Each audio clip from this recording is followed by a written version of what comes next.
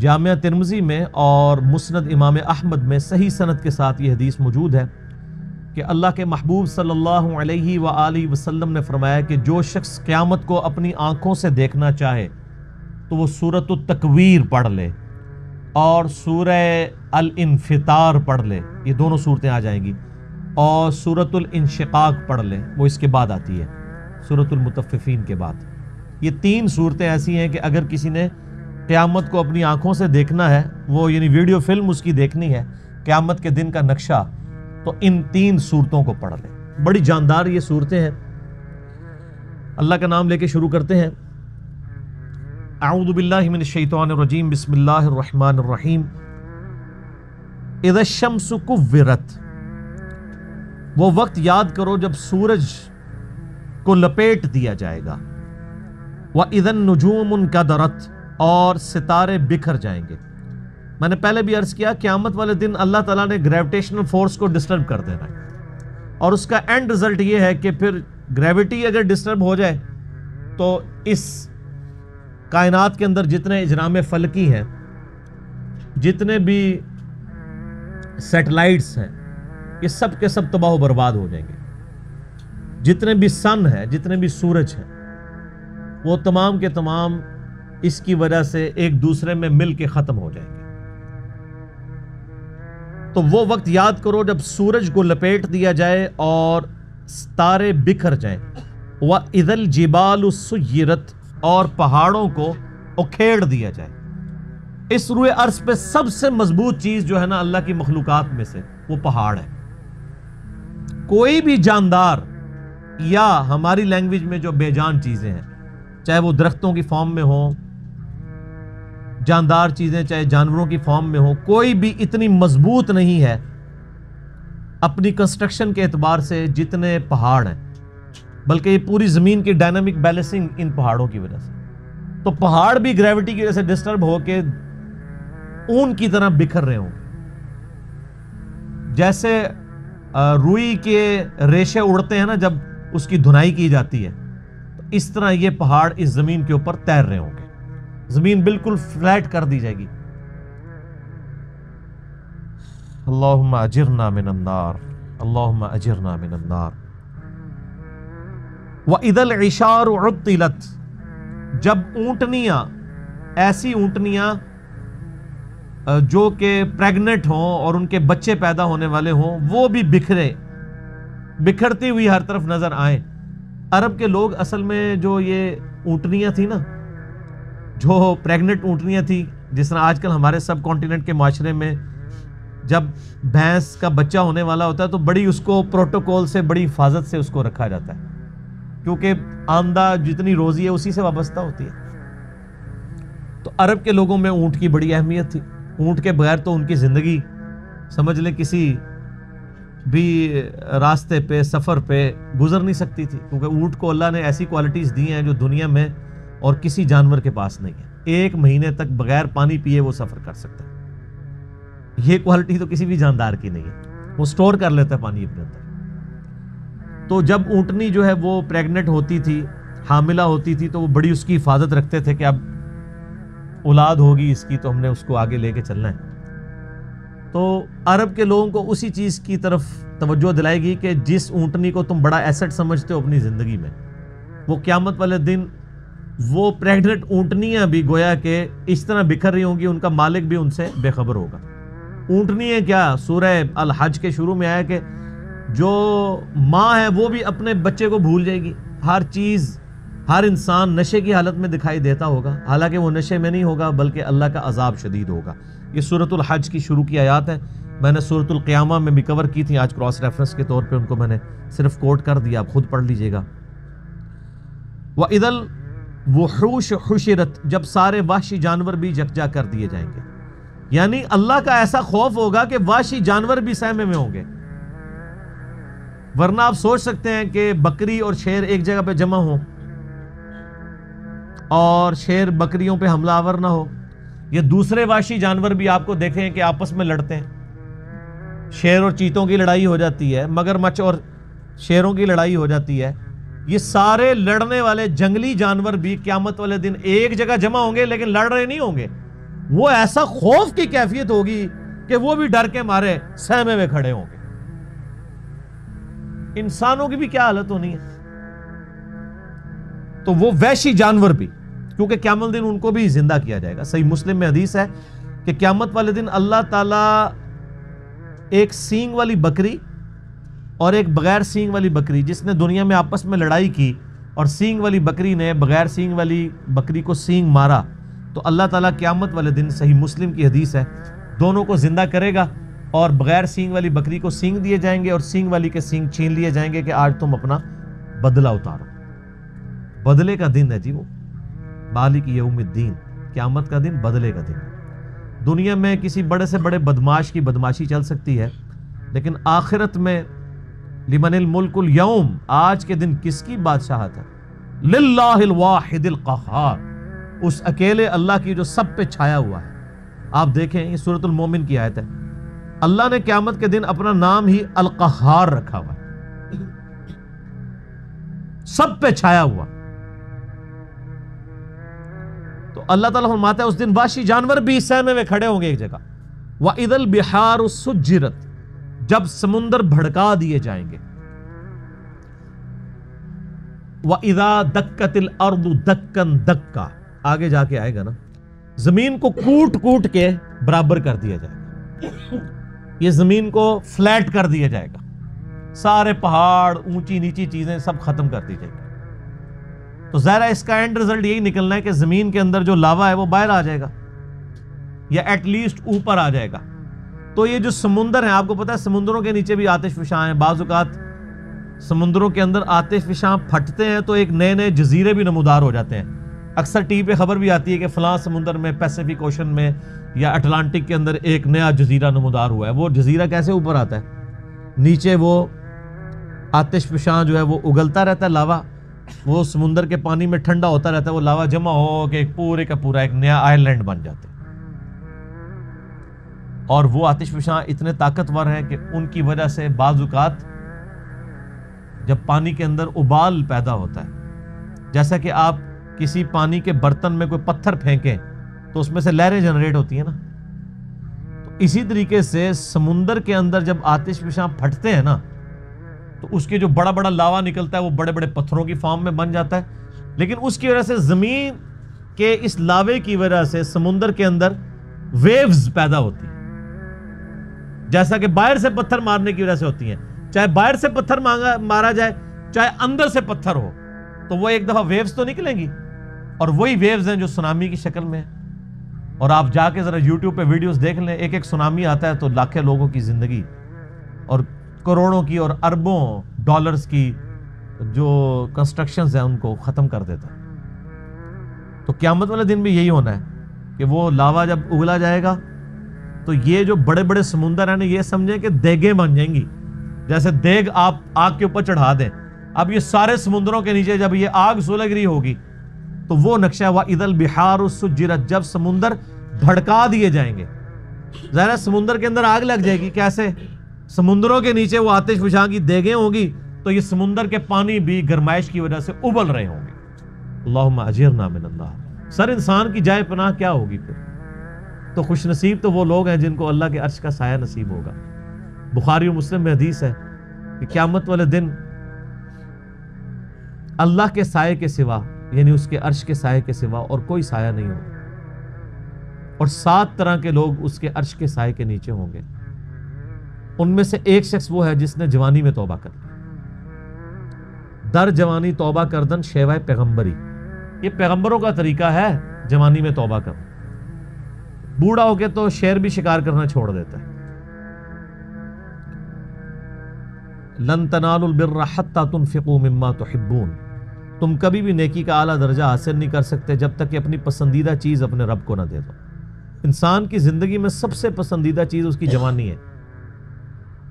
جو جوانی اپنے رب کو دے دے تو ظاہر ہے وہ پھر اس چیز کا حقدار ہے کہ اسے اللہ کے عرش کا سایہ نصیب ہو.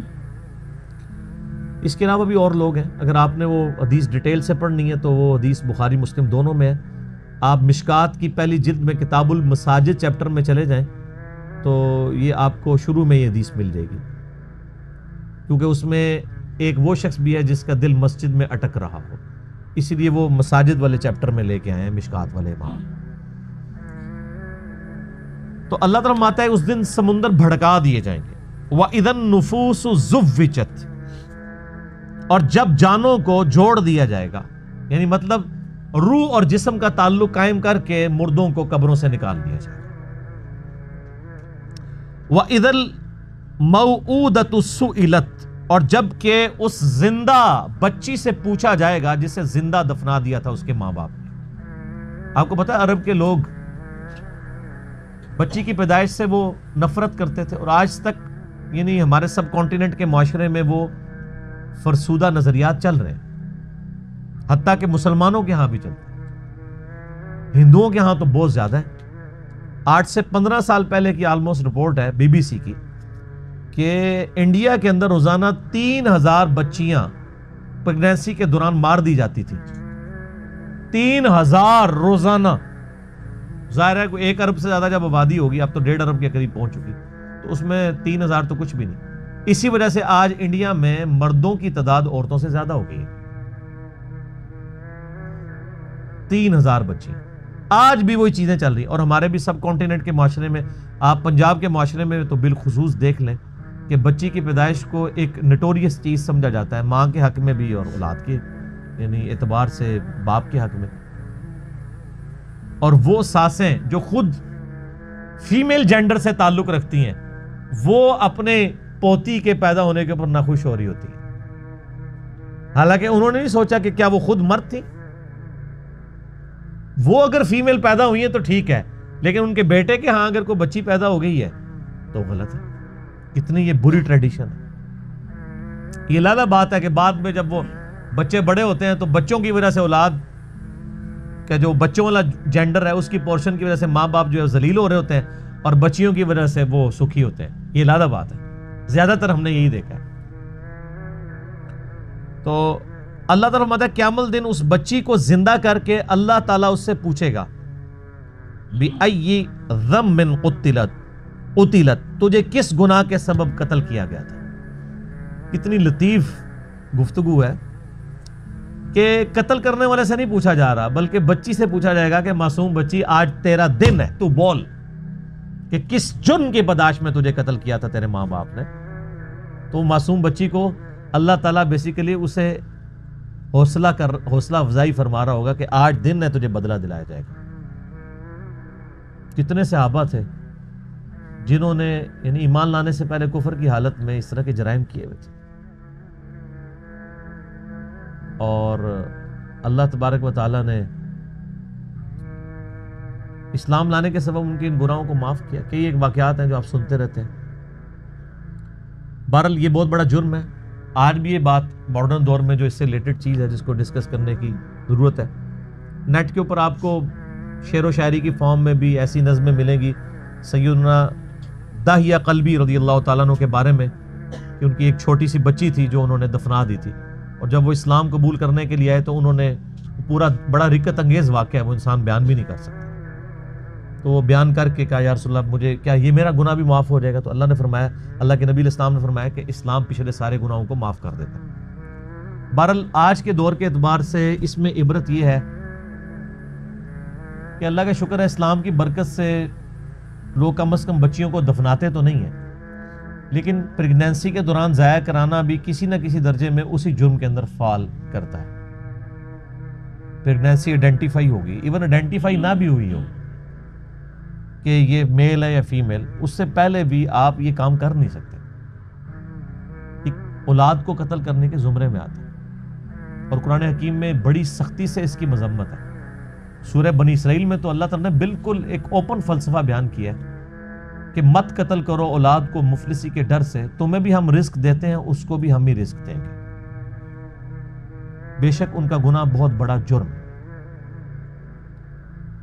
لوگ ان چیزوں کو ہلکا جان رہے ہوتے ہیں، پھر ڈاکٹروں سے مشورہ کرتے ہیں، پھر ہمیں بھی کبھی بعض اوقات رابطہ کر رہے ہوتے ہیں، جی وہ بتائیں جی بس وہ جی یہ ہو گیا جی وہ ہو گیا جی یہ مجبوری ہے جی ابھی جناب 40 دن پورے نہیں ہوئے، فلاں نہیں ہوئے، یہ نہیں ہوئے. ونس پتہ چل گیا پریگنینسی ٹھہر گئی ہے، چاہے وہ 1 دن کی بھی ہے، آپ اس کو ضائع نہیں کروا سکتے. ہاں اس سے پہلے اگر کوئی بندہ وقفے کی کوئی صورتحال پیدا کرے تو وہ تو جائز ہے. میرے اس کے اوپر بخاری مسلم کی حدیث کی روشنی میں آپ فیملی پلاننگ لکھیں یوٹیوب پہ اور میرا نام لکھیں تو آپ کلپ کھول کے سامنے آ جائے گا. تو یہ آج اس کی ماڈرن فارم یہ ہے کہ لوگ پریگنینسی ضائع نہ کروائیں, یعنی لیکن جو ہے وہ جب آئیڈینٹیفائی ہو جائے تو پتہ چلے کہ فیمیل ہے تو پھر اس وقت ضائع کروا دیں یا اس سے پہلے بھی کروائیں. یہ ایک ماڈرن فارم ہے, تو یہ بھی اسی طریقے سے اس کو کنڈیم کیا جائے گا. تو اللہ تعالیٰ ہمارا اس دن پھر بچیوں سے پوچھا جائے گا کہ تمہیں کس جرم میں قتل کیا گیا. یعنی بہت بڑا یہ جرم ہے. ابھی کچھ عرصہ پہلے انہوں نے مکے سے وہ آلموسٹ ابھی بھی وہ قبرستان پہاڑی کے اوپر میں نے وہ دیکھا ہوا ہے, قبرستان مکے کے اندر موجود ہے جہاں پہ وہ بچیوں کو زندہ درگور کیا کرتے تھے. اب چونکہ مسجد حرام کی توسیع ہو چکی ہے لہٰذا وہ تقریباً آلموسٹ مسجد حرام کے قریب ہی, اگر آپ وہ باب الفاد والی سائڈ سے باہر نکلیں تو وہ پہاڑی پہ وہ اس قبرستان کی باقیات موجود ہیں جو انہوں نے مخصوص کیا ہوا تھا جہاں پہ بچیوں کو زندہ دفن کیا کرتے تھے. آپ دیکھیں آج یعنی اسلام کے اوپر اعتراض کیا جاتا ہے کہ جی اسلام بیسک ہیومن رائٹس کو اور عورتوں کے حقوق کو جو ہے وہ دباتا ہے. حالانکہ یہ کتنا بڑا ثبوت ہے کہ ہیومینٹی کو اس بڑی لعنت سے نجات ہی اسلام نے دلائی ہے. آج بھی آپ دیکھ لیں جو اسلام نے عورتوں کو عزت دی ہے کسی اور معاشرے نے نہیں دی. اس لیے آپ دیکھیں جب غیر مسلم عورتیں مسلمان ہوتی ہیں آپ ان کے انٹرویو سنیں تو وہ آپ کو پتہ ہے اس وقت جو غیر مسلم مسلمان ہو رہے ہیں نا ان میں 67% عورتیں ہیں اور 33% جو ہیں وہ مرد ہیں. عورتیں کہتی ہیں ہم سیکیور فیل کر رہی ہیں, ہمیں تو اسلام میں آ کے پتہ چلا ہے کہ عورت کی عزت ہی اسلام میں. وہاں گورے تو مطلب جو گوروں کے ملک میں تو گوریاں تو ترس جاتی ہیں کہ ان کو کوئی مخلص خامند ملے, اور یہاں پہ مل جاتے ہیں اسلام کی وجہ سے. خامند کیا غلام مل جاتے ہیں. کتنی عزت ہے. اور عورتیں جس طرح بوڑھی ہوتی ہیں ان کی عزت میں اضافہ ہوتا ہے. عورتیں سٹرانگ ہوتی جاتی ہیں اور مرد کمزور ہوتا جاتا ہے. اور جب ماں بن جاتی ہے تو آپ دیکھ لیں ہمارے سب کانٹیننٹ کے معاشرے میں کتنی عزت ہے. چند ایک مثالیں آپ ایک نوٹوریس دیں گے, اوورال تو ایک ورتھ ہے نا. اسی لیے یعنی جو غیر مسلم عورتیں مسلمان ہوتی ہیں وہ اسی چیزوں کو اپریشیٹ کرتی ہیں. آپ مسلمان عورت کو پوری زندگی اس پہ قائل کرتے ہیں کہ وہ نقاب کرے, اور غیر مسلم عورت مسلمان ہوتے ہی حجاب شروع کر دیتی ہے. اور آپ ان کے انٹرویو سنیں, وہ آپ کو خود بی بی سی انٹرویو کر چکی ہے ان سے, CNN پہ آئے ہوئے ہیں وہ کہتا ہے, انہوں نے ڈیفینڈ کیا پورا نقاب کر کے عورتیں بیٹھی ہیں, اور کوئی جاہل عورتیں نہیں, پڑھی لکھی عورتیں. بلکہ آپ یوٹیوب پہ ایک ڈیبیٹ ہے غالباً ایک فرانس میں ایک میکینیکل انجینئر تھی, وہ عورت جو مسلمان ہوئی اس نے پورا کالا نقاب اور پورا برقع کیا ہوا, اور دوسری طرف انہوں نے ایک مسلمان ملک کی ایک بال کھول کے مسلمان عورت بٹھائی ہوئی تھی, اور ڈیبیٹ یہ ہو رہی تھی کہ برقع ضروری ہے کہ نہیں. وہ غیر مسلم مسلمان ہونے والی برقعے کو ڈیفینڈ کر رہی تھی, اور جو پیدائشی مسلمان ہے کچھ بھی ہے تیرے محبوب کی امت سے ہے وہ کہہ رہی تھی یہ ضروری نہیں ہے. تو پھر اس عورت نے جو نیو مسلم تھی اس نے جو دلائل دی ہیں, یوٹیوب کے اوپر یہ ڈیبیٹ پڑی ہوئی آپ دیکھ لیں. تو اس نے کہا میں نے تو اسلام میں آ کے اسلام کی خوبصورتی دیکھی ہے کہ عورت کی عزت ہے, ورنہ ہم جب اس طرح ہی پھرتی تھی تو ہمیں ہر کوئی کموڈٹی کے طور پہ دیکھتا تھا. آج ہم نے نقاب کیا ہوتا ہے تو کم از کم ہمیں ایک کموڈٹی کے طور پہ تو پیش نہیں کیا جاتا. اسلام کے اندر عزت ہے ایک عورت کی. تو قیامت والے دن اللہ تعالیٰ پھر اس بچی سے پوچھے گا جسے دفنا دیا گیا تھا زندہ یا قتل کر دیا گیا تھا. وَإِذَا الصُّحُفُ نُشِرَتْ, اور جب اعمال نامے کھولے جائیں گے. وَإِذَا السَّمَاءُ كُشِطَتْ, اور جب آسمان کی کھال ادھیڑ دی جائے گی. اس کا ایک معنی یہ بھی ہو سکتا ہے کہ آسمان بھی پھٹ جائے گا اور اوپر کی مخلوقات بھی انسانوں کو نظر آنا شروع ہو جائیں گی. اور یہ کھال ادھیڑنے کا ذکر سورہ رحمان میں بھی ہے کہ قیامت والے دن آسمان بالکل سرخ ہو جائے گا. جیسے آپ کسی جانور کی کھال ادھیڑیں تو اندر سے سرخ گوشت نکلتا ہے, اللہ کے غضب کی وجہ سے وہ سرخ نظر آ رہا ہوگا. وَإِذَا الْجَحِيمُ سُعِّرَتْ, اور جب جہنم دہکا دی جائے گی. جہنم ابھی بھی موجود ہے لیکن اس وقت ذرا اسے پھر مزید دہکایا جائے گا, تاکہ بلکہ وہ تو جوش مار رہی ہوگی مجرمین کے لیے, قرآن میں آتا ہے. اور جب مجرم پھینکے جائیں گے وہ کہے گی حل من مزید، اور بھی ہے تو میرے اندر داخل کیا جائے. اللہم اجرنا من النار، آمین. وَإِذَا الْجَنَّةُ أُزْلِفَتْ، اور جب جنت قریب کر دی جائے گی، یعنی وہیں پہ جن لوگوں نے دنیا میں اچھے کام کیے ہیں ان کی حوصلہ افزائی شروع ہو جائے گی. جنت بھی آ جائے گی، حاضر کر دی جائے گی، اور دوزخ بھی. عَلِمَتْ نَفْسٌ مَا أَحْضَرَتْ، یہ 13 آیات کے بعد اصل میں کانٹے کی بات کی گئی ہے کہ یہ سب کچھ باتیں کیوں ہو رہی ہیں. عَلِمَتْ نَفْسٌ مَا أَحْضَرَتْ، ہر نفس جان لے گا، اپنے سامنے پائے گا جو کچھ اس نے اللہ کے پاس بھیجا تھا، وہ حاضر کر دیا جائے گا. کسی نے دنیا میں نافرمانی کی تھی تو اس کا نام مال اس طرح کا سامنے آ جائے گا، اور جس نے دنیا میں ڈرتے ہوئے اللہ کے تابع فرمان بن کے اطاعت اختیار کی تھی، اس کے پیغمبروں کی پیروی کی تھی، اس کا نام مال بھی لا کے سامنے کر دیا جائے. تو ظاہر نام مال جب سامنے آئے گا تو پھر انسان اپنے اوپر خود ہی گواہ ہوگا. تو سورہ بنی اسرائیل میں آتا ہے کہ جب انسان کا نامہ مال سامنے رکھا جائے گا تو وہ اللہ تعالیٰ فرمائے گا آج تو اپنا حساب کرنے کو خود ہی کافی ہے، خود ہی اپنا حساب کر. اس لیے آپ دیکھ لیں یہ جو اخلاقی حص جو اللہ نے انسان کے اندر رکھی ہے کتنی ایکسٹرا آرڈنری ہے، کہ آج بھی دنیا کا بدکار سے بدکار شخص بھی، خواہ کو کسی مذہب سے تعلق رکھتا ہو یا ایون مذہب سے تعلق نہ بھی رکھتا ہو، اس سے بھی اگر پوچھیں نا کہ جھوٹ بولنا اچھا کام ہے یا سچ بولنا، تو دنیا کا سب سے بڑا جھوٹا بھی کہے گا کہ سچ ہی بولنا چاہیے، کیونکہ اخلاقی حص ہے. کسی کے ساتھ دھوکہ دہی کرنا یہ اچھا کام ہے یا کسی کے ساتھ حسن سلوک سے پیش آنا یہ اچھا ہے؟ وہ کہے گا جی دھوکہ دہی دینا جو برا ہے، حسن سلوک سے پیش آنا چاہیے. کسی کے ساتھ ظلم کرنا اچھا ہے یا کسی کی خیر خواہی کرنا؟ یہ اللہ نے ہماری انسٹنکٹ کے اندر یہ ساری کی ساری کوالٹیز رکھتی ہیں. فَأَلْهَمَهَا فُجُورَهَا وَتَقْوَاهَا، برائی اور اچھائی کا مادہ اندر. انبیاء کرام تو صرف اس کو ایکٹیویٹ کرتے ہیں نور علی نور، انبیاء کی دعوت نہ بھی پہنچے تب بھی انسان کے اندر جو اخلاقی حصہ ہے اس کی وجہ سے وہ اللہ کی بارگاہ میں اکاؤنٹیبل ہے. کیونکہ انسان برائی کو برائی سمجھتا ہے، اچھائی کو اچھائی سمجھتا ہے، خواہ وہ کسی معاشرے میں رہتا ہو. تو ہر جان پھر اس دن اپنے نامہ اعمال کو سامنے دیکھ لیں. یہاں پہ بھی آپ دیکھ لیں جو یہ کالجز کے یونیورسٹیز کے وہ بڑے جو یعنی بے حیائی کی زندگی گزارنے والے اسٹوڈنٹس بھی ہیں نا، آپ ان کے بھی انٹرویوز کریں نا اگر، اور ان سے پوچھیں کہ آپ کی بیوی کیسے ہونی چاہیے، تو کہیں گے جی نیک شریف و پردہ کرتی ہو. اور اپنی حالت کیا ہوتی ہے؟ تو انسان کی انسٹنکٹ کے اندر موجود ہے. تو آپ جو کچھ پسند کر رہے ہیں اس کے لیے پھر ایفرٹ بھی پٹ کریں نا. خود آپ کی جو کریکٹر ہے، آپ کا کردار جو ہے وہ بغیرتی کے اوپر مبنی ہے اور آپ کی خواہش جو ہے وہ غیرت والی ہے، تو ایسا تو نہیں ہوگا. ان پٹ اچھی ہوگی تو آؤٹ پٹ اچھی نکلے گی. ان پٹ نیگیٹو کا کبھی بھی آؤٹ پٹ پازیٹیو رزلٹ نہیں آتا.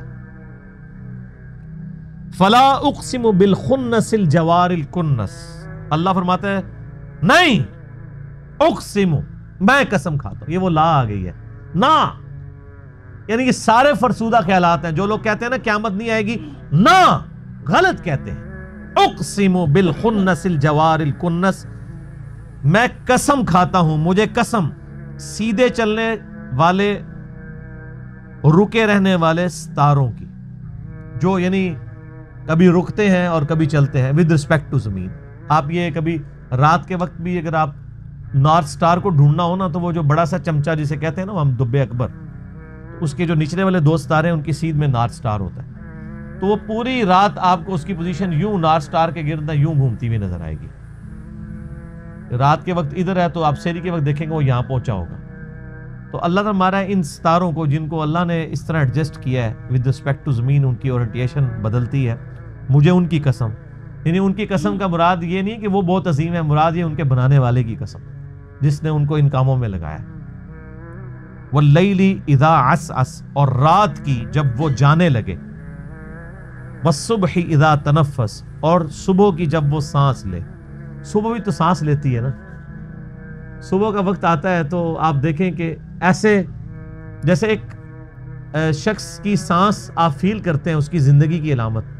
رات کو بالکل سناٹا چھایا ہوتا ہے، جب رات جانے لگتی ہے صبح آتی ہے تو گویا یہ صبح سانس لے رہی ہوتی ہے. چرند پرندوں کی آوازیں آنا شروع ہوتی ہیں، پھر آہستہ آہستہ گہما گہمی ہونا شروع ہوتی ہے، اور اس طریقے سے جیسے انسان بھی جب صبح اٹھتا ہے تو ہلکی سی انگڑائی لیتا ہے، کرتے کرتے وہ پھر اٹھ جاتا ہے صبح کے وقت جب وہ سانس لے۔ اِنَّهُ لَقَوْلُ رَسُولٍ کریم، بے شک یہ جو قرآن ہے یہ قول ہے ایک عزت والے رسول کا۔ یہاں رسول کریم سے مراد جبرائیل علیہ السلام، کیونکہ آگے آ جائے گا، اور اس سے پہلے پارہ نمبر 29 میں یہ سیم الفاظ نبی علیہ السلام کے لیے آئے تھے، عزت والا رسول۔ فرشتوں میں رسول حضرت جبرائیل علیہ السلام ہے، جو انسانوں میں رسولوں کے اوپر وحی لے کے آتے ہیں۔ ذی قوت عند ذی العرش مکین، وہ عزت والا رسول وہ ہے جو قوت والا ہے عرش والے کے ہاں، جو عرش کا مالک ہے اس کے ہاں اس کی قوت ہے، اللہ نے اس کو اتھارٹی دی ہوئی ہے۔ مطاع ثم امین، اس کی اطاعت کی جاتی ہے، وہ امانت دار بھی ہے، یعنی جو اللہ نے وہی دی وہ امانت کے ساتھ پہنچاتا ہے، اور فرشتوں کے ہاں اس کی اطاعت کی جاتی ہے، یعنی وہ فرشتوں کا سردار ہے، فرشتے اس کے اوبیڈینٹ ہیں، یعنی روح قدس جبرائیل علیہ السلام۔ وما صاحبکم بمجنون، اور تمہارے ساتھی کوئی مجنون نہیں ہے، نعوذ باللہ۔ وہ کہتے تھے کوئی جنات کا اثر ہو گیا نعوذ باللہ اس پیغمبر کے اوپر جو اس طرح کی باتیں کرتا ہے۔ یعنی ایک شخص جو مکے کی لوگوں کی آنکھوں کا تارا اور بڑی ڈائنامک لائف گزاری، اس نے صادق اور امین، بڑی ایکسٹروورٹ لائف تھی۔ نبی علیہ السلام کو گوشہ نشینی کی زندگی تو نہیں گزار رہے تھے، پہلے آپ لوگوں کی بھیڑیں چڑھایا کرتے تھے، پھر اللہ تعالیٰ نے فائنینشلی سٹرونگ کیا، ایک مکے کی امیر عورت کے ساتھ آپ کی شادی ہو گئی، پھر ان کے لیے تجارت کا سامان لے کے جایا کرتے تھے، لوگ آپ کو صادق اور امین کہتے تھے، آپ صلی اللہ علیہ وآلہ وسلم کے پاس اپنی امانتیں رکھوایا کرتے تھے۔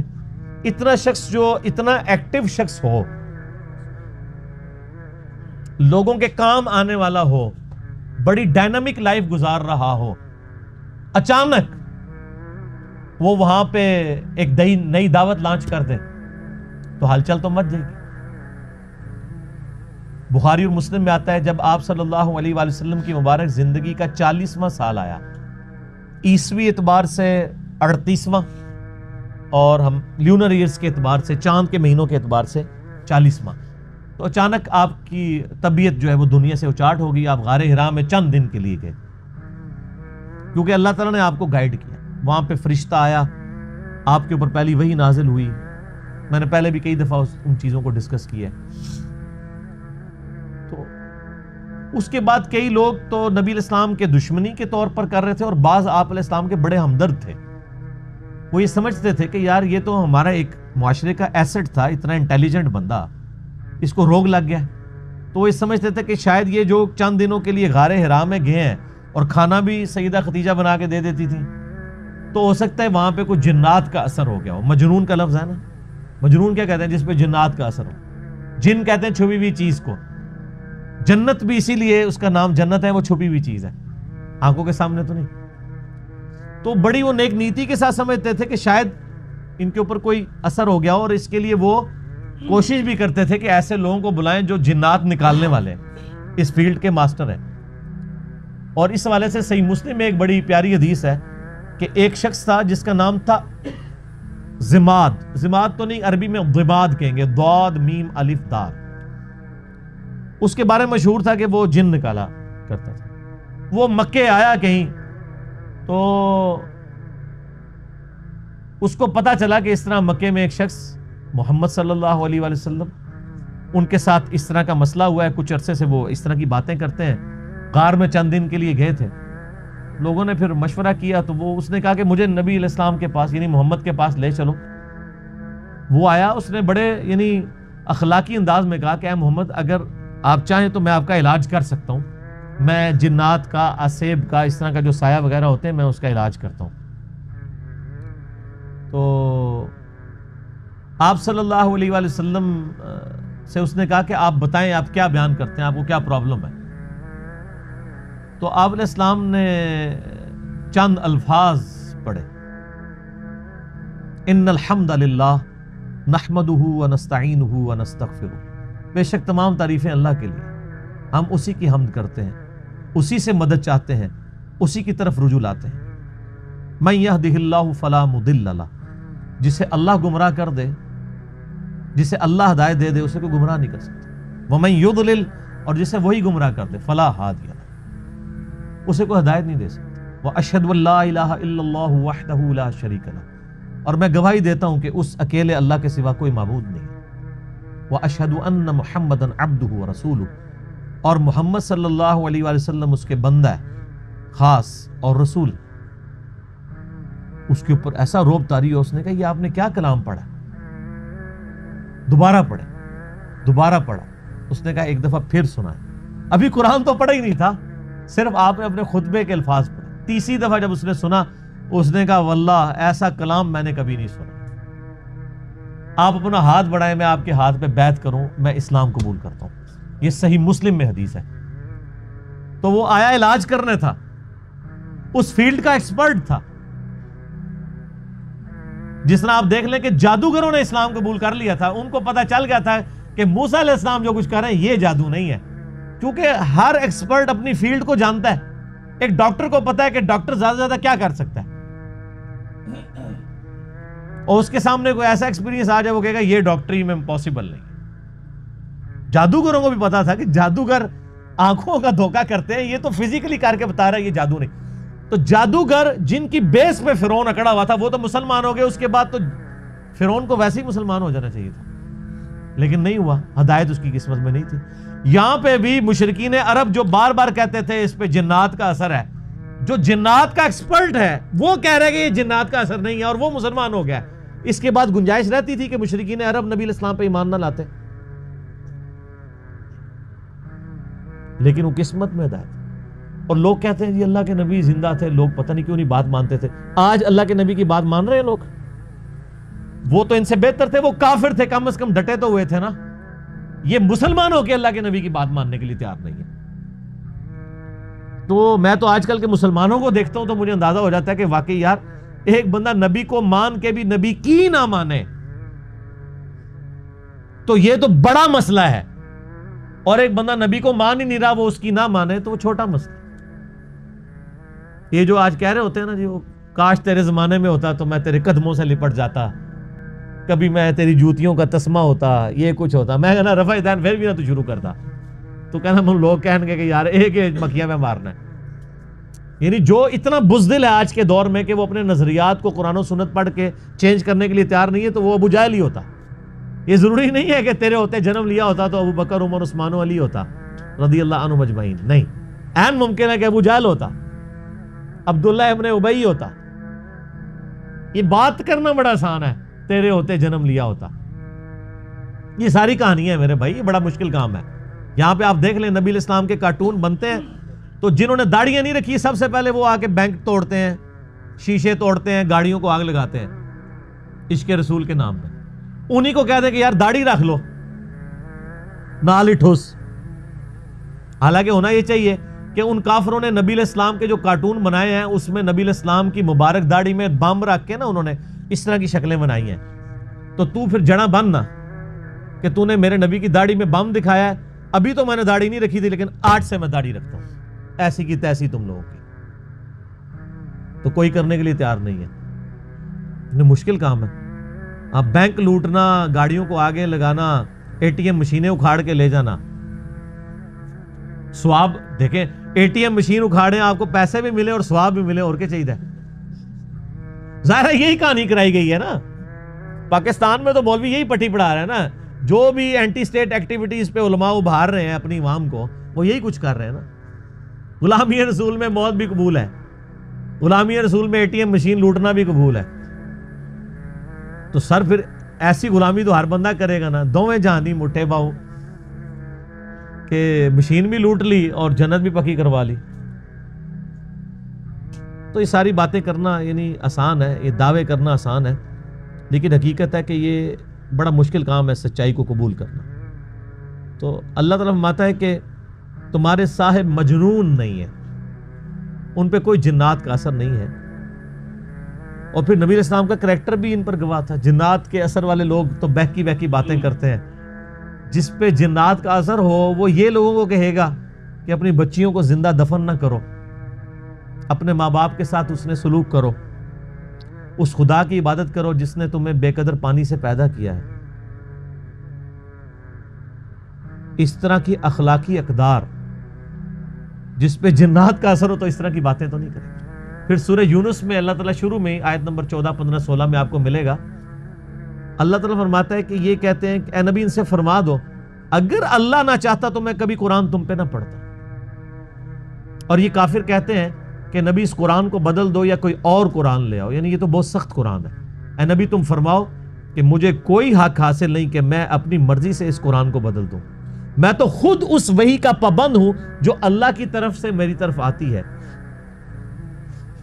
قل انی اخاف ان عصیت ربی عذاب یوم عظیم، اے نبی یہ بھی فرما دو کہ بالفرض اگر میں بھی اپنی خواہش نفس سے کچھ ایسا معاملہ کرتا ہوں، اپنے رب کی نافرمانی کرتا ہوں، تو میں بھی ڈرتا ہوں کہ بڑے دن کا عذاب مجھے بھی آ پکڑے گا۔ اس سے زیادہ اور کس طریقے سے آپ کو بات سمجھائی جاتی کہ قرآن میں یہ آیت 3 دفعہ ریپیٹ ہوئی ہے، سورہ یونس میں، سورہ الانعام میں اور سورہ الزمر میں۔ قل انی اخاف ان عصیت، اے نبی تم فرماؤ مجھے تو خود خوف لگا ہوا ہے کہ بالفرض اگر میں نے بھی اپنے رب کی نافرمانی کی تو بڑے دن کا عذاب مجھے بھی آ پکڑے گا۔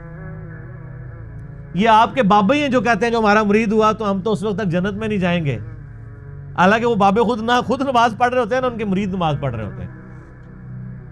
نماز کا پوچھے کہتے ہیں مدینہ شریف پڑھتے ہیں۔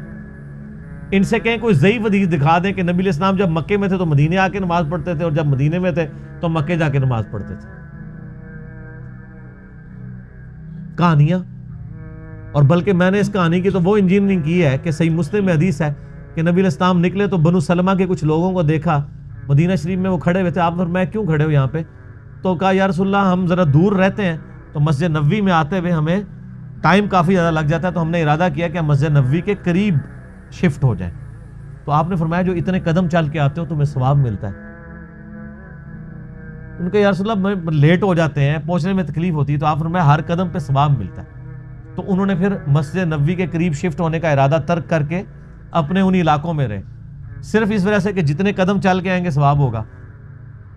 تو میرا ایک معصومانہ سوال ہے کہ بزرگ تو اڑ کے یہاں سے مدینے پہنچ جاتے ہیں، وہ بنو سلمہ والے صحابہ جو کہتے ہیں ایک ادنا صحابی دی بھی پیران دی خاک نہیں ہوندا ولی تے اڑدا پھردا ہے مکھی مچھر آر، اور صحابی وہ بیچارہ شفٹ ہو رہا ہے مدینے کے قریب۔ کہانیاں، کیونکہ یہ صحیح مسلم شریف ہے، وہ بزرگ شریف ہے۔ اور اگر کوئی کہتا ہے نہیں نہیں وہ آپ کو سمجھ نہیں آیا تو لے آؤ بابا کوئی اڑ کے دسے، سب کہانیاں۔ تو یہ انہوں نے دین کو بگاڑ کے پیش کیا ہوا، کتابوں کا دین اور ہے، بابوں کا دین اور۔ اللہ تعالیٰ فرماتا ہے کوئی تمہارے نبی کے اوپر جنات کا اثر نہیں ہے، ان کی تو تعلیمات بتا رہی ہیں۔ وَلَقَدْ رَآهُ بِالْأُفُقِ الْمُبِينِ، بے شک انہوں نے اس کو افق مبین پہ بھی دیکھا تھا۔ حضرت جبرائیل علیہ السلام، حضرت جبرائیل علیہ السلام کو نبی علیہ السلام نے 2 دفعہ دیکھا، اور دونوں دفعہ کا ذکر قرآن میں موجود ہے۔ سورۃ النجم میں آیا کہ شب معراج بھی دیکھا تھا، اور یہ اس افق مبین کا ذکر ہے جو بخاری مسلم میں آتا ہے کہ نبی علیہ السلام پہ جب وہ دوسری دفعہ وحی نازل ہوئی نا، یا ایھا المدثر، اس وقت نبی علیہ السلام جب پہاڑ سے نیچے اتر رہے تھے، بخاری مسلم کے الفاظ ہیں کہ مجھے آواز آئی یا محمد، میں نے دائیں دیکھا بائیں دیکھا، حتیٰ کہ میرے دل کے اوپر خشیت طاری ہوئی کہ کوئی ایسا بندہ مجھے پکار رہا ہے جس کو میں دیکھ نہیں رہا۔ تو کہتے ہیں میں نے یوں نگاہ اٹھا کے دیکھا تو پورے افق کے اوپر مشرق سے مغرب تک فرشتہ جو ہے جبرائیل وہ چھایا ہوا تھا، اور وہ پکار رہا تھا نبی علیہ السلام کو۔ تو اسی کا ذکر ہے کہ میں نے اس نبی نے ان کو افق مبین پہ دیکھا ہے، اور دوسری دفعہ شب معراج بھی دیکھا۔ تو یعنی 2 دفعہ اللہ تعالیٰ نے فزیکلی جبرائیل علیہ السلام کو اصلی حالت میں دکھایا۔ بخاری میں الفاظ ہیں، نبی علیہ السلام فرماتے ہیں میں نے جبرائیل کو اپنی اصلی حالت میں دیکھا، ان کے 600 پر تھے، اور وہ ایک پر ایسا ہے کہ مشرق سے مغرب کو احاطہ کرنے والا ہے۔ اور اللہ کی قدرت دیکھیں کہ اتنا بڑا جبرائیل جب نبی علیہ السلام کے سامنے حاضر ہوتے ہیں تو انسانی شکل میں آ جاتے ہیں۔ جو صحیح مسلم میں کتاب الایمان میں پہلی حدیث ہے، 93 نمبر حدیث ہے جبریل، جو سفید کپڑوں میں اور کالے سیاہ بالوں میں ایک بندہ آ کے صحابہ کو چیرتا ہوا سیدھا آ کے حضور کے گھٹنوں کے ساتھ گھٹنے ملا کے بیٹھ جاتا ہے. سارے دیکھتے ہیں جی اتنا فرینک بندہ، یعنی نبی الاسلام اتحیات کی حالت میں بیٹھے ہیں میں صحابہ کے درمیان. اچھا نبی الاسلام اکثر اسی حالت میں بیٹھتے تھے، یہ عاجزی کے زیادہ قریب ہے. ویسے تو چوکڑی مار کے بیٹھنا بھی سنت ہے، احتبا کرنا بھی سنت ہے، یعنی گھٹنوں کو اٹھا کے اور یوں ایسے. تو اس نے گھٹنوں سے گھٹنے ملا کے نبی علیہ السلام سے کچھ سوالات کیے. وہ صحابہ کرام سوال کرتے ہوئے شرماتے تھے، تو بیسیکلی اللہ تعالیٰ نے انسانی شکل میں یا رسول اللہ بتائیں ایمان کیا ہے، اسلام کیا ہے، اس طرح مختلف حدیث جبریل مشہور ہے. تو جب وہ چلے گئے تو نبی علیہ السلام نے صحابہ سے کہا جانتے ہو یہ شخص کون تھا؟ یہ جبریل تھا، تمہیں ایمان سکھانے کے لیے آیا تھا کہ تم یہ سوالات نبی علیہ السلام سے بیسکس سیکھو. تو یہ اللہ کی جناب قدرت ہے. وما هو علی الغیب بضنین، اور یہ نبی غیب بتانے میں ذرا بھی کنجوس نہیں ہے. یہاں پہ کسی کے ہاتھ کوئی بڑی ایکسٹرا چیز لگ جائے نا تو وہ چھپاتا ہے باقی لوگوں سے. اور نبی وہ ہے کہ جن کو اللہ تعالیٰ نے یہ غیبی خبریں دیں تو وہ بخیل نہیں ہے، بلکہ ہر بندے کو بتا رہے ہیں کہ تمہیں اپنے رب کے حضور پیش ہونا. اور اسی میں یہ چیز امپلائیڈ ہے کہ نبی علیہ السلام نے اپنی امت سے کوئی بات نہیں چھپائی. جو دین اللہ نے آپ کو دیا من و عن اسی طریقے سے امت تک پہنچا دیا. انہی آیات کو میں نے کور کیا تھا اپنے اس علم لدنی والے لیکچر میں، جو صوفیاء کے ہاں ایک کانسیپٹ پایا جاتا ہے کہ جی دین کتابوں میں نہیں ہے بلکہ سینہ بسینہ ٹرانسفر ہوا ہے، اور دین کی کچھ خاص چیزیں اللہ کے نبی نے خاص لوگوں کو بتائی ہیں، وہ باقی لوگوں کو نہیں بتائی. یہ عقیدہ کفر ہے. اور اس میں صوفیاء نے جتنے دلائل جھوٹے لیم ایکسکیوزز گھڑے ہوئے تھے، میں نے وہ سارے 55A علم لدنی سے متعلق فرقہ وارانہ نظریات کا تحقیقی جائزہ اس میں کور کیا. اور اس میں سیدہ عائشہ کی حدیث بخاری اور مسلم سے میں نے پیش کی ہے، جس میں اما عائشہ نے کہا کہ وہ شخص جھوٹا ہے، اللہ اور اس کے رسول دونوں پہ جھوٹ باندھتا ہے، جو یہ کہتا ہے کہ اللہ کے نبی علیہ السلام نے کچھ باتیں امت تک پہنچا دی، خود کچھ چھپا لی. سب تک پہنچائی ہے، بلکہ ایسی پہنچائی ہے کہ آپ نے حجۃ الوداع کا جو خطبہ دیا ہے میدان عرفات میں بھی، اور آپ صلی اللہ علیہ وسلم نے یوم النہر کا جو خطبہ دیا ہے منا کے اندر، دونوں خطبوں میں آپ نے پبلکلی کہا ہے کیا میں نے اللہ کا پیغام تم تک پہنچا دیا؟ سارے صحابہ نے بیک زبان کہا کہ آپ نے پہنچا دیا، حق ادا کر دیا. پھر نبی علیہ السلام نے یوں اشارہ کیا 3 دفعہ آسمان کی طرف، انگلی اٹھائی شہادت کی، اور پھر صحابہ کی طرف، اے اللہ گواہ رہنا، اے اللہ گواہ رہنا، اے اللہ گواہ رہنا. وہاں کوئی صحابی نہیں کھڑا ہوا کہ یا رسول اللہ آپ نے مجھے کچھ خاص باتیں بتائی تھیں جو منع کیا ہوا ہے تو وہ میں آگے دس دیں. وہاں دین اوپن تھا.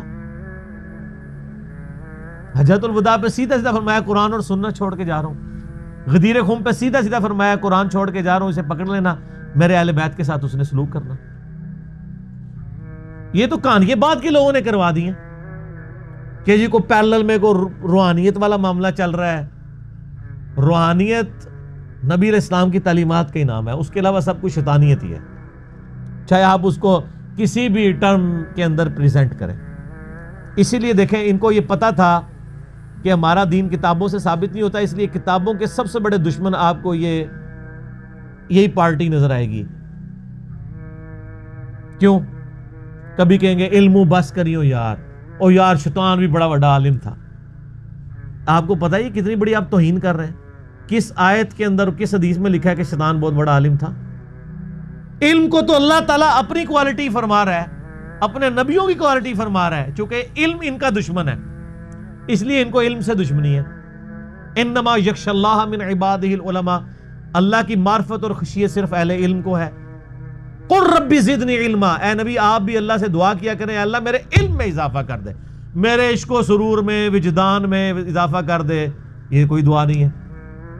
حضرت آدم علیہ السلام کو فرشتوں نے سجدہ کیا علم کی بنیاد پہ. پھر سورہ الزمر میں آیا قل هل يستوي الذين يعلمون والذين لا يعلمون، اے نبی فرماؤ بھلا علم والے اور بغیر والے برابر ہو سکتے؟ انما يتذکر اولو الالباب، نصیحت تو صرف اہل عقل قبول کرتے ہیں. تو ان کو پتا تھا عقل اور علمی باتیں یہ ہماری دشمن ہے، لہذا کہہ دو جی عشق دے چلے نمبر لے گئے. عقل والے انجے ہی عمرہ گالیاں. عشق دے چلے نہیں نمبر لے کے بھائی، چلا چلا ہی ہوتا ہے، چلے دا کدے نمبر نہیں لگتا، نمبر لگتا ہے علم والوں میں۔ اللہ کے نبی کو جب کہا جا رہا ہے کہ آپ بھی دعا کریں کہ اللہ میرے علم میں اضافہ کر دے، تو آپ لوگ اس کھاتے کے اندر ہے کہ آپ علم کو نگیٹ کرنا شروع کر دیں۔ علم انبیاء کی وراثت کیا ہے بخاری و مسلم کی حدیث کی روشنی میں؟ عشق و سرور، وجدان، سینہ بسینہ، علم۔ تو وہ آپ علم لدنی والا میرا لیکچر دیکھ لیں، تو فرمایا جا رہا ہے کہ غیب بتانے میں بخیل نہیں ہے، جو جو اللہ نے غیبی خبریں ان کو عطا فرمائی تھی من وان امت تک پہنچا دی۔ تو یہ بھی اس بات پہ ثبوت ہے کہ نبیوں کو اللہ تعالیٰ علم غیب دیتا ہے، غیب پہ اطلاع دیتا ہے، لیکن جتنی دیتا ہے بس اتنی دیتا ہے۔ قرآن میں کیٹیگوریکل ڈینائی درجنوں دفعہ ہے کہ نبی قیامت کا علم آپ فرمائیں مجھے نہیں دیا گیا، میں تو صرف ڈر سنانے والا، تو لہٰذا آپ قیامت کے بارے میں آپ کلیم نہیں کر سکتے، وہ اللہ کے ساتھ خاص ہے۔ تو علم غیب کا عقیدہ یہ ہے کہ جتنا نبی کو بتایا گیا اتنا ان کو پتا تھا، جو نہیں بتایا گیا وہ نہیں پتا۔ علم غیب پہ میں نے ڈیٹیل لیکچر مسئلہ 6A اور B دیا ہے، وہ آپ دیکھ لیں، جس میں میں نے ساری ایکسٹریمز کا رد کیا۔ وما ہوا بقول شیطان الرجیم، یہ کسی شیطان مردود کا قول نہیں ہے۔ وہ کہتے ہیں نا جنات کا اثر ہے، شیطان بھی تو جن ہے نا، کہا جا رہا ہے کسی راندہ درگاہ کا نہیں ہے یہ قول، بلکہ یہ تو اللہ کا فرشتہ ان پہ نازل ہوتا ہے۔ فَأَيْنَ تَذْهَبُونَ، تو کدھر پھیرے جا رہے ہو، اس قرآن سے کیوں بھاگ رہے ہو؟ ان ہوا الا ذکر للعالمین، یہ قرآن تو نصیحت نہیں ہے مگر سارے جہان والوں کے لیے۔ یہ ہوا کی ضمیر قرآن کی طرف بھی جا سکتی ہے اور نبی علیہ السلام کی طرف بھی، کہ یہ نبی الذکر ہے اللہ کی طرف سے، اللہ کی یاد دلانے والی ہستی ہے سارے جہان والوں کے لیے۔ وما ارسلناک الا کافۃ للناس بشیرا ونذیرا، اور ہم نے اس نبی علیہ السلام کو نہیں بھیجا مگر پوری انسانیت کے لیے ڈر سنانے والا اور خوشخبری دینے والا۔ وما ارسلناک الا رحمۃ للعالمین، اور اے محبوب صلی اللہ علیہ وآلہ وسلم ہم نے نہیں بھیجا آپ کو مگر سارے جہان والوں کے لیے رحمت بنا۔ تو بلکہ بخاری اور مسلم کی حدیث ہے، نبی علیہ السلام نے فرمایا مجھے اللہ نے 5 کوالٹیز ایسے دی ہیں جو مجھ سے پہلے کسی کو نہیں دی۔ ان میں سے پہلی کوالٹی یہ ہے کہ پوری زمین میرے لیے سجدہ گاہ بنا دی گئی ہے۔ اگلی امتوں میں ایسا نہیں ہوتا تھا، صرف مسجد میں نماز پڑھ سکتے تھے، اور میرے لیے اللہ نے پوری زمین سجدہ گاہ، جدھر میرے امتی چاہے نماز دا۔ نمبر 2، اللہ تعالیٰ نے مال غنیمت میرے لیے حلال کر دیا، جنگ میں کافروں کا چھوڑا ہوا سامان۔ اگلی امتوں میں یہ ہوتا تھا کہ جو جنگ میں کافر چھوڑ کے سامان جاتے تھے نا، اسے ایک اوپن میدان میں رکھا جاتا تھا، ایک غیبی آگ آتی تھی اسے جلا کے راکھ کر دیتے تھے، لیکن نبی علیہ السلام کی امت کے لیے مال غنیمت حلال کر دیا گیا۔ سورۃ الانفال نازل ہوئی۔ تیسرا، 1 مہینے کے روب سے اللہ نے میری مدد فرمائی ہے، یعنی میرے امتی 1 مہینے کی مسافت پہ ہونا تو کافروں پہ ان کا روب پڑ جاتا ہے۔ وہ تو اڑے جیسے مسلمانہ تھا نہیں نہ میرے جے، یہ جو اہل ایمان تھے صحیح، صحابہ تابعین تبع تابعین، ان کی بات ہو رہی۔ رومن امپائر ڈر جاتی تھی جی، آپ دیکھ لیں کیسر روم 1.5 لاکھ کا لشکر لے کے عرب کی سرزمین پہ آیا، اس کو پتا چل گیا کہ یہ کوئی نئی دعوت کھڑی ہونے والی ہے۔ جس طرح آج مولویوں کو پتا چل گیا، ہر مولوی میرے خلاف کلپ چڑھا رہا ہے، ان کو اندازہ ہو گیا کہ یہ کوئی عام دعوت نہیں جو اٹھی ہے، ہر گلی میں آگ لگی ہوئی ہے۔ دنیا میں کوئی بندہ نہیں ہے جو ریناؤنڈ عالم ہو اور میرے خلاف وہ جھوٹے الزامات لگا کے لیکچر نہ ریکارڈ کروا رہا ہو۔ ان کو پتا چل گیا یہ کوئی عام کام نہیں ہو رہا، اور میں نے پہلے بھی ان کو کہا تھا کہ آپ لوگ یہ نہ سمجھیں کہ کوئی یہ عام دعوت ہے، کوئی ایک مولوی آیا باتیں کر رہے اور ختم ہو گیا، نہیں نا، یہ ایک سچائی پہ مبنی دعوت ہے، نبی علیہ السلام کی مبارک دعوت ہے جو اللہ تعالیٰ نے اٹھائی ہے، اور اسی پیٹرن کے اوپر نبی علیہ السلام کی سچائی امت تک پہنچانے کے لیے۔ تو اس کے خلاف آپ کھڑے ہوں گے تو اللہ تعالیٰ آپ کو ایکسپوز کر دے گا اپنی عوام کے سامنے، کیونکہ یہ سچائی ہے قرآن و حدیث میں جو ہے۔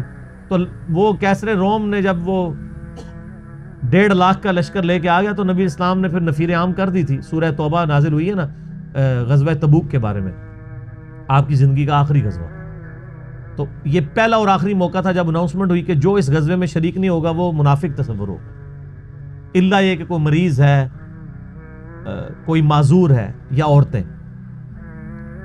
تو 30,000 کا صحابہ کا لشکر لے کے، اور وہ لشکر بھی کیا تھا کہ یہ ایسے تھے جن کے پاؤں میں جوتیاں بھی نہیں تھیں، اور وہاں 1.5 لاکھ کی ریزروڈ آرمی لیٹسٹ اکوپمنٹ کے ساتھ. آلموسٹ آپ سمجھ لیں 15-20 دن کا راستہ تھا پیدل ریگستان کے اندر. 700 کلومیٹر دور تھا تبوک. آج بھی تبوک عرب کے اندر موجود ہے. یہاں سے نبی علیہ السلام چلے ہیں، ادھر سے کیسر روم جو بدماشی کے ساتھ پہلے آ کے بارڈر پہ بیٹھا تھا، وہ اپنی فوج سمیت واپس چلا گیا، ورنہ جنگ یرموک وہیں پہ ہو جانی تھی. تو اللہ نے 1 مہینے کے رعب سے مدد فرمائی. 3 چیزیں ہو گئی، یعنی زمین سجدہ گاہ، بخاری مسلم کے الفاظ. 5 خصوصیات: زمین سجدہ گاہ، مال غنیمت حلال کر دیا گیا، 1 مہینے کی مسافت سے اللہ تعالیٰ نے مدد فرمائی. اور چوتھی چیز فرمایا آپ صلی اللہ علیہ وآلہ وسلم نے کہ اللہ تعالیٰ نے اگلے انبیاء کو قوموں اور قبیلوں کی طرف بھیجا تھا، مجھے پوری انسانیت کی طرف بھیجا ہے. اس کی وجہ سے مجھے یاد آیا، ان ہوا الا ذکر للعالمین، مجھے ساری انسانیت. اور 5ویں چیز، اللہ تعالیٰ نے مجھے شفاعت کا اذن دیا ہے. یہ 5ویں خصوصیت ہے جو مجھ سے پہلے یہ 5 خصوصیات کسی پیغمبر کو نہیں ملی. اس کے علاوہ بھی خصوصیات ہیں. میرا یوٹیوب پہ کلپ بھی ہے نبی علیہ السلام کی 8 خصوصیات. مسلم شریف کی ایک حدیث میں ہے کہ ایک اور خصوصیت ہے کہ اللہ تعالیٰ نے ختم نبوت میرے اوپر فرما دی ہے. نبوت اپنے آخری درجے میں میرے اوپر مکمل ہو گئی. یہ نبی علیہ السلام کی خصوصیت اسی صورت میں ہے کہ آپ کے بعد کوئی پیغمبر نہیں آنا، ورنہ تو یہ خصوصیت نہ رہتی. اگر یہ کسی خاص ٹائٹل کا نام ہوتا کہ جی بعد میں بھی پیغمبر آتے رہے تو وہ ٹائٹل اپنی جگہ قائم رہے گا، تو وہ تو سارے پیغمبروں کو پھر ٹائٹل مل جاتا ہے. تو یہ 6 خصوصیات، ان میں سے ایک خصوصیت کے سارے جہان والوں کے. لمن شاء منکم ان یستقیم، لیکن ہدایت وہی پائے گا جو تم میں سے سیدھی راہ پر چلنا چاہے. بڑی امپورٹنٹ بات ہے کہ یہ قرآن سے، نبی علیہ السلام کی مبارک تعلیمات سے ہدایت اسے ملے گی جو خود بھی چلنا چاہے.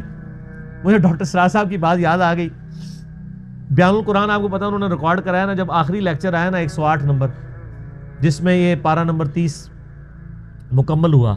ان کے 108 لیکچروں میں ہوا، ہمارا 334واں چل رہا ہے. 3 ٹائم سے بھی زیادہ ہو جائیں گے.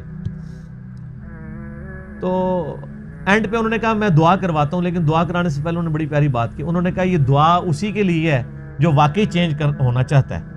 اگر دعا کرتے وقت آپ یہ کہہ رہے ہیں کہ اے اللہ مجھے دین اسلام پہ چلا دے، اے اللہ مجھے نبی علیہ السلام کے راستے پہ چلا دے، اور دل میں یہ آ رہا ہے کہیں چلا ہی نہ دے، داڑھی رکھنی نہ پڑ جائے، اللہ اور رام کی تمیز کرنی ہی نہ پڑ جائے، تو انہوں نے کہا پھر یہ اسی طرح کی دعائیں ہیں جس طرح امام مرشد کراتے ہیں اور چلے جاتے ہیں. تو اگر واقعی آپ دعا کرنا چاہتے ہیں تو پھر تو آپ دعا کریں، ورنہ انہوں نے کہا کہ میں بھی روٹین سے کروا دوں گا، آپ بھی روٹین سے کر لیں. تو یہ بڑی پیاری بات ہے. اللہ تعالیٰ ہمارا ہے کہ قرآن میں اور نبی علیہ السلام کی ہستی میں اس شخص کے لیے ہدایت ہے جو خود سیدھا ہونا چاہے. اس کا مطلب کیا ہے کہ یہ اللہ نے رول بنا دیا، جو خود سیدھا ہونا نہیں چاہے گا اسے اللہ بھی سیدھا نہیں کرے گا. تو یہ جو آپ نے کہانیاں کرائی ہیں، دعا کرو جی اللہ توفیق دے دے، یہ کوئی چیز ہی نہیں اسلام کے اندر. اللہ نے توفیق اس کو دینی ہے جس نے کوشش کرنی ہے، اور اللہ کے فضل سے جب آپ کوشش کرتے ہیں نا تو توفیق آپ کو مل جاتی ہے. آج تک کسی نے یہ نہیں کہا دیا دعا کرو ارادہ ہے کہ بس کار جا کے میں روٹی کھانی ہے تو میں کامیاب ہو جاؤں. وہ کھانی ہوتی ہے. بندہ ٹوائلٹ میں جا رہا ہو، کسی نے کہا یہ دعا کرو ارادہ ہے کہ میں نے جا کے ابھی پیشاب کرنا ہے تو میں کامیاب ہو جاؤں. حالانکہ یہ بہت بڑی چیز ہے کہ کامیاب ہو جائے. جن کے پیشاب بند ہوئے ان سے ذرا پوچھیں. ایون بزرگوں کے بھی جب پیشاب بند ہوتے ہیں نا، وہ بھی آغا خان لے کے جاتے ہیں ان کو.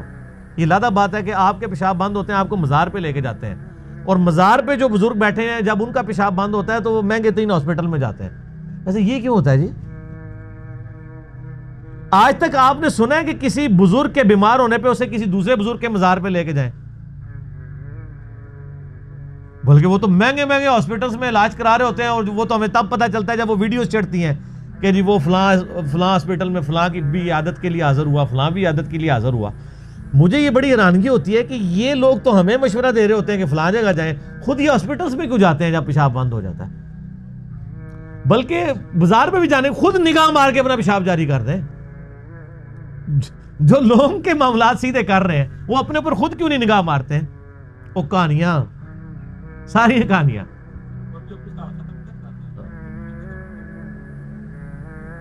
سب کہانیاں چل رہی، اس سے کچھ بھی نہیں ہونا، یہ سب کچھ جھوٹے انہوں نے لبادے اپنے اوپر اڑائے۔ بل اس کے اوپر اللہ فرما رہا ہے میں اسے ہدایت دوں گا جو سیدھی راہ پہ چلنا چاہے۔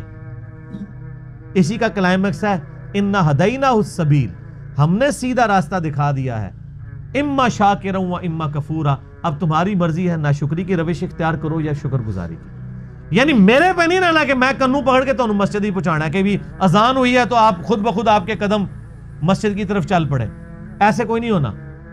ایسے ہونے لگ پڑے پھر جنت بھی نہیں تھی نا ملنی، جنت تو ہے ہی آپ کی اپنی چوائس کے اوپر ہے۔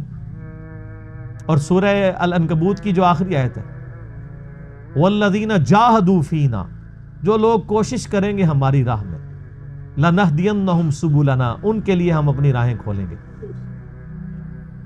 وَإِنَّ اللَّهَ لَمَعَ الْمُحْسِنِينَ، اور اللہ تعالیٰ محسنین نیکوکاروں کے ساتھ ہے۔ تو جو کوشش نہیں کرے گا کچھ بھی نہیں ہونا اس کے ساتھ۔ اور آپ دیکھ لیں، آپ جو جس کے لیے چیز کے لیے ایفرٹ پٹ کرتے ہیں وہ ہو بھی جاتی ہے۔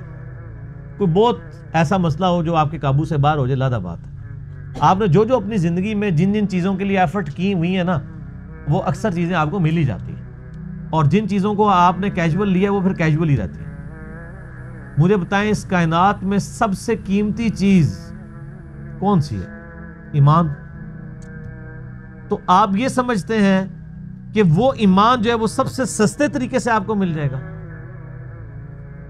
انگلش میں ایک محاورہ ہے کوالٹی نیور کمز چیپ، معیار اور کوالٹی کبھی سستی نہیں ملتی۔ تو اس کائنات میں سب سے معیاری چیز ایمان ہے، وہ آپ کو سستا ملے گا۔ یہ وہ ٹکٹ ہے جس کے اوپر آپ کو جنت میں ہمیشہ کی زندگی ملنے والی ہے۔ دنیا میں آپ مہنگے سے مہنگا بھی ٹکٹ کسی جگہ خوبصورتی کے، کسی آپ چڑیا گھر میں چلے جائیں یا کسی باغ کے اندر، وہ بھی چند گھنٹوں کے لیے ہوتا ہے، اور ہمیشہ کے لیے، ہمیشہ کی زندگی کا ٹکٹ وہ آپ سمجھتے ہیں مفت مل جائے گا؟ تو اللہ تعالیٰ ہمارا ان ہوا الا ذکر للعالمین، یہ قرآن اور نبی علیہ السلام تو نصیحت ہیں سارے جہان والوں کے لیے، لمن شاء منکم ان یستقیم، اب تم میں سے جس کی مرضی ہے سیدھے راستے پہ چلنا چاہتا ہے تو ضرور چلے، لیکن ساتھ ایک بات کلیئر کر دی، وما تشاءون الا ان یشاء اللہ رب العالمین، رب سے کبھی بے نیاز نہیں ہونا۔ کوئی یہ نہ سمجھ لے کہ میں اکیلے ہی سب کچھ ہوں۔ اسی لیے مسئلہ تقدیر کو بھی ہمارے ایمان کا حصہ بنایا گیا۔ صرف اپنی مرضی بھی کوئی چیز نہیں ہے اور صرف تقدیر بھی کوئی چیز نہیں ہے۔ یہ اللہ کی منشا اور انسان کی منشا جب شامل ہوتی ہے نا، پھر انسان ہدایت تک پہنچتا ہے۔ تو اللہ سے بے نیاز نہیں ہونا، وما تشاؤون الا ان یشاء اللہ، اور تم تو چاہ ہی نہیں سکتے جب تک اللہ نہ چاہے۔ رب العالمین، جو سارے جہان کا پالنے والا ہے۔ مسلمانوں کے ہاں دو فرقے گزرے، ایک جبریہ اور قدریہ۔ جبریہ تھے جو کہتے تھے کہ تقدیر نے ہمیں مجبور کیا ہوا ہے، جو اللہ چاہتا ہے ہم وہی کرتے ہیں، ہماری اپنی کوئی مرضی نہیں ہے، یہ بھی گمراہی پہ مبنی عقیدہ۔ دوسری طرف ہے قدریہ جو کہتے ہیں تقدیر کوئی شے نہیں، سب کچھ ہماری مرضی ہے۔ ایسا بھی نہیں، اللہ آپ کو گیون سرکمسٹانسز دیتا ہے، اس میں آپ نے بیسٹ پرفارم کرنا ہے۔ تو اہل سنت کا منہج اس کے درمیان ہے کہ کچھ چیزوں کا اختیار اللہ نے انسان کو دیا ہے، کچھ کا نہیں دیا۔ یعنی اللہ نے انسان کو یہ چوائس نہیں دیا کہ وہ اپنے ماں باپ چوز کرے، اپنا قبیلہ چوز کرے، اپنا ملک چوز کرے کہ میں نے کہاں پیدا ہونا ہے۔ یہ اللہ تعالیٰ نے اپنے پاس رکھا ہے۔ اس کی شکل و صورت، اس کی عمر کتنی ہو، یہ اللہ نے اپنے پاس رکھا ہے۔ اور اللہ تعالیٰ نے ان باتوں کا حکم بھی نہیں دیا ہوا، حکم انہی باتوں کا دیا جس کی اختیار آپ کو دیا ہے۔ کہیں آیا کہ اللہ تعالیٰ نے فرمایا کہ میں حکم دیتا ہوں کہ تمہاری آنکھیں بلی ہونی چاہیے، اور ناک موٹا نہیں ہونا چاہیے، پتلا ہونا چاہیے، اور قد 6 فٹ ہونا چاہیے، اس سے کم نہیں ہونا چاہیے؟ یہ کہیں آیا ہے؟ یہ اللہ نے اپنے پاس رکھا۔ جو آیا وہ یہ ہے کہ اللہ کے تابع فرمان بنو، ماں باپ کے ساتھ اس نے سلوک کرو، حرام سے بچو، اس کا اختیار بھی آپ کو دیا۔ تو یہ تقدیر کا مسئلہ بہت کریٹیکل ہے۔